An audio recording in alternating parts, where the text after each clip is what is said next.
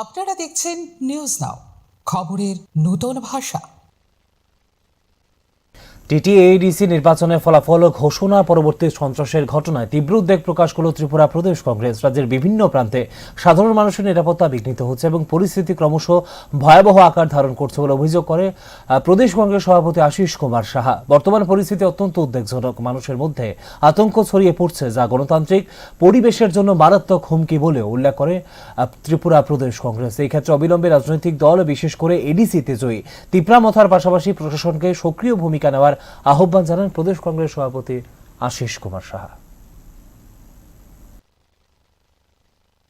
নির্বাচনে জয় পরাজয় থাকবে, কিন্তু সন্ত্রাসের মাধ্যমে রাজ্যের সমস্ত অংশের মানুষকে শঙ্কিত করে তোলা, রাজ্যের মানুষের নিরাপত্তা বিঘ্ন ঘটানো, বা আজকে দেখা যাচ্ছে যে একটা এই রাজ্যের জন্য একটা অশনি সংকেত, একটা পার্টিকুলার জাতিগোষ্ঠীর মানুষ আরেকটা জাতিগোষ্ঠীর মানুষের উপর আক্রমণ হচ্ছে এবং একটা ধর্মীয় ভাবাবেগ থেকে সেখানে আঘাত আনা হচ্ছে।